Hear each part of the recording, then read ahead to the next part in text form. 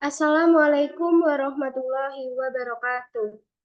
Kami dari kelompok 5 akan mempresentasikan hasil kelompok kami mengenai agama dan globalisasi, gerakan Islam global atau transnasional.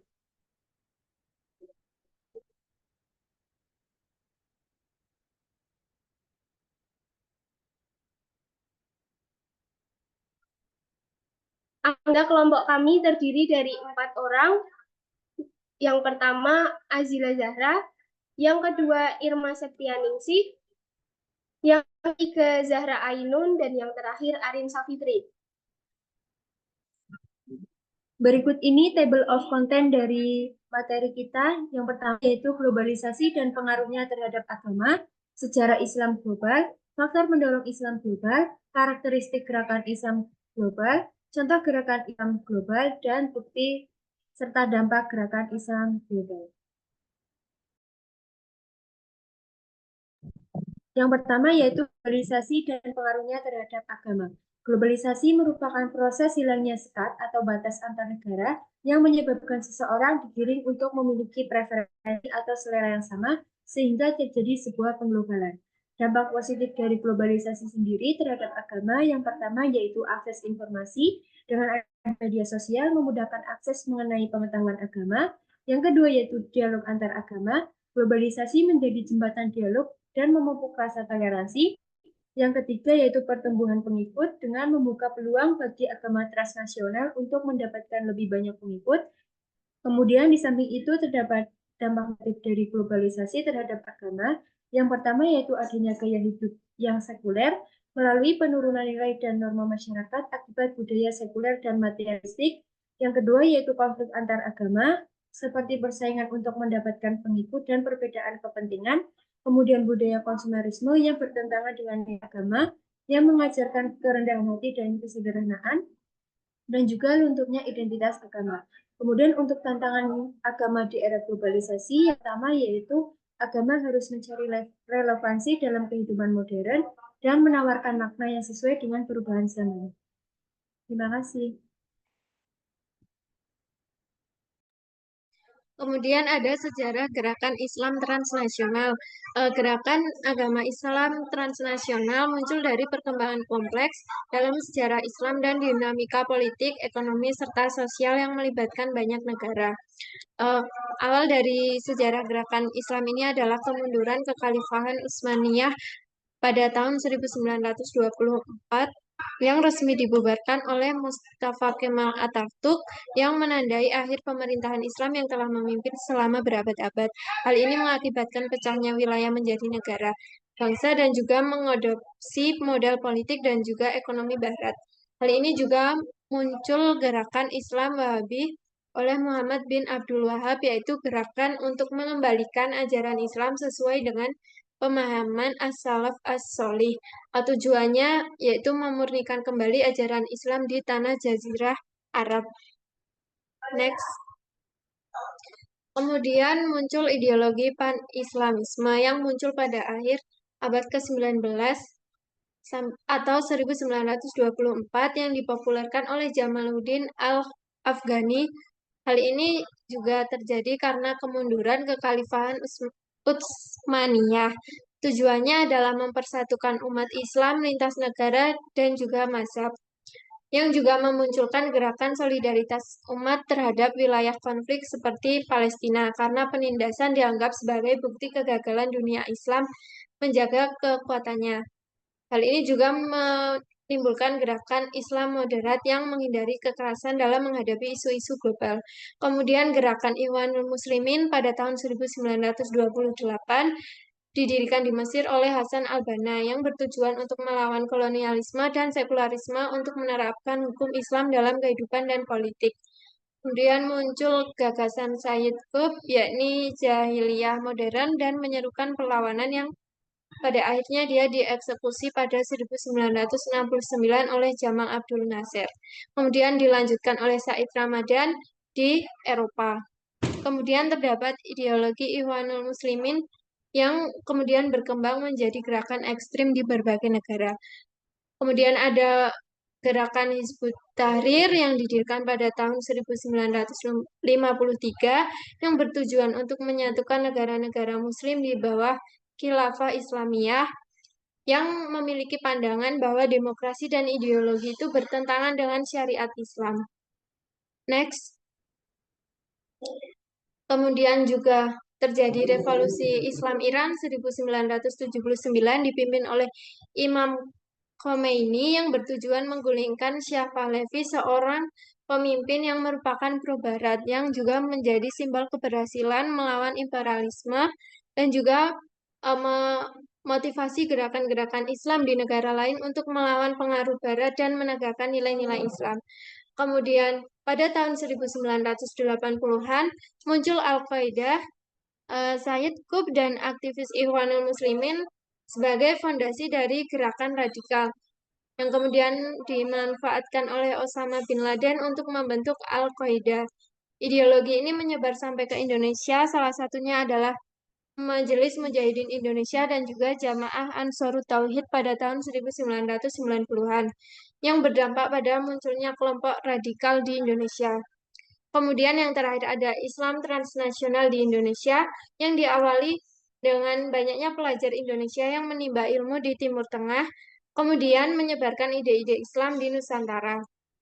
Hal ini juga termasuk pada Ikhwanul Muslimin, gerakan yang telah berkembang kemudian memunculkan Partai Keadilan atau saat ini PKS pada tahun 1998. Kemudian ada Salafi, yakni lembaga pendidikan dan juga dakwah seperti Al-Harmain. Kemudian ada jihadis, kelompok agama yang lebih ekstrim seperti Jamaah Islamiyah. Terima kasih. Selanjutnya yaitu mengenai karakteristik gerakan Islam transnasional. Gerakan Islam transnasional merupakan suatu organisasi Islam yang bergerak lintas negara atau pergerakan yang melewati batas-batas teritorial setiap negara dan memiliki ciri ideologi yang tidak bertumbuh pada konsep kenegaraan. Master Hilmi sesuai dengan pengertian yang diungkapkan oleh C.R. Bowen bahwa terdapat 3 karakteristik utama dari gerakan Islam transnasional, yaitu yang pertama pergerakan demografis, yaitu suatu pergerakan organisasi ini bergerak melalui lintas negara. Yang kedua, terdapat perpindahan ide atau gagasan dari suatu individu ke individu lain atau dari suatu kelompok ke kelompok lain sehingga timbul suatu bentuk kerjasama. Yang ketiga, yaitu lembaga keagamaan yang memiliki jejaring internasional. Gerakan Islam tradisional ini memiliki misi transformasi sosial keagamaan secara ekstremis, radikal, tekstual, dan fundamentalis. Next. Faktor dorong dari gerakan Islam transnasional yang pertama yaitu melalui media sosial dan informasi. Media sosial berperan penting dalam penyebaran ideologi gerakan Islam karena dapat menyebarkan berbagai pemikiran dan pesan secara cepat kepada masyarakat Muslim di berbagai negara. Suatu individu dapat mengakses perkembangan baru sebagai bahan penambahan pemahaman secara dalam terkait agama Islam.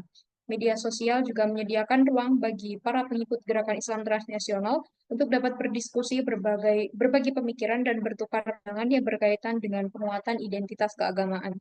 Yang kedua yaitu migrasi dan mobilitas sosial, di mana migrasi ekonomi dan pekerjaan migran umat Muslim ke berbagai negara mempengaruhi gerakan Islam transnasional. Suatu pendidikan di luar negeri juga memberikan kesempatan bagi umat Muslim dalam kegiatan Islam transnasional. Selain itu, pindah tempat tinggal di daerah yang intensitas agama Islam yang tinggi dapat mempengaruhi tingkat kontribusi dan penyebaran agama Islam juga. Yang ketiga yaitu isu politik dan sosial. Suatu konflik politik, berbagai pelanggaran hak asasi manusia, dan berbagai permasalahan sosial lainnya dapat mendorong suatu individu untuk mencari alternatif politik dan keagamaan yang diwujudkan dalam gerakan Islam transnasional untuk mencari ketenangan dalam hidup. Yang keempat yaitu dukungan sumber daya dan pendanaan.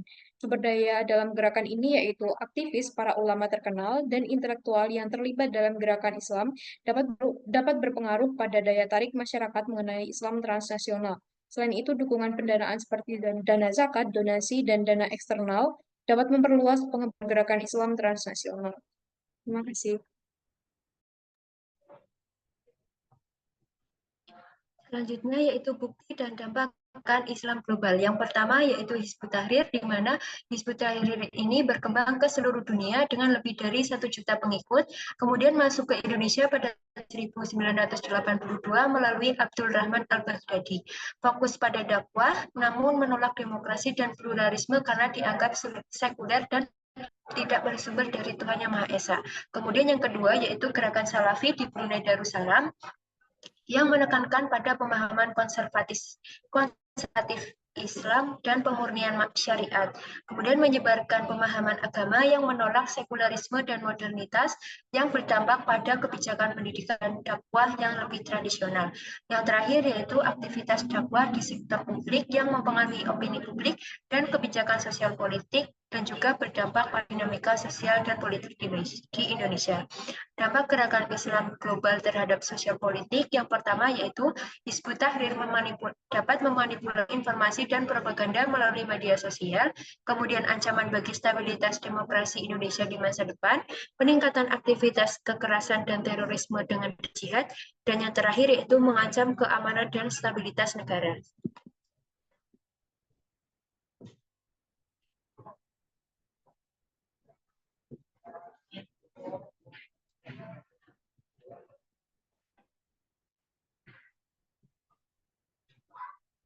Yang berikutnya yaitu contoh gerakan Islam global. Yang pertama yaitu Salafi. Salafi berasal dari Arab Saudi, berkembang global melalui pendidikan dan infrastruktur keagamaan. Tujuan dari gerakan ini yaitu untuk memurnikan Islam dari bid'ah, kembali ke Al-Quran hadis. Gerakan ini terdiri dari beberapa bentuk, yaitu Salafi reformis, Salafi rejeksionis, dan Salafi jihadis. Gerakan ini meluas, termasuk di Asia Tenggara, dengan dukungan Arab Saudi. Yang kedua yaitu Hizbut Tahrir. Hizbut Tahrir didirikan oleh Muhammad Taqi Al-Din Al-Nabani pada tahun 1953 di Haifa. Tujuannya untuk mendirikan khilafah yang menerapkan hukum Islam dalam politik, ekonomi, dan sosial. HT menolak nasionalisme modern dan mendukung sistem transnasional yang universal. Gerakan ini beroperasi di lebih dari 40 negara di Timur Tengah, Asia Tengah, Eropa, dan Asia Tenggara. Yang ketiga yaitu Wahabiyah. Gerakan Wahabiyah didirikan oleh Muhammad bin Abdul Wahab pada abad ke-11 di Najd Jazirah Arab. Tujuannya untuk purifikasi ajaran Islam dari penyimpangan tahayul bid'ah khurafat. Fokus utama yaitu penegakan tauhid murni atau mengisahkan Allah tanpa perantara. Gerakan ini dikritik karena pendekatan eksklusif dan penolakan terhadap tradisi lokal. Yang terakhir yaitu Ikhwanul Muslimin, didirikan oleh Hasan al-Banna pada 1928 di Mesir. Tujuan utama dari gerakan ini yaitu mendirikan negara Islam berbasis Al-Quran Sunnah, melawan dominasi demokrasi Barat. Ikhwanul Muslimin menyebar ke berbagai negara Arab dan berkontribusi pada kebangkitan setelah runtuhnya kekhalifahan Ottoman. Pendekatannya melalui revolusi spiritual, melalui pendidikan dan dakwah, bukan melalui kekerasan. Berikut daftar pustaka yang kami gunakan. Sekian dari kelompok kami, ada kurangnya mohon maaf. Wassalamualaikum warahmatullahi wabarakatuh.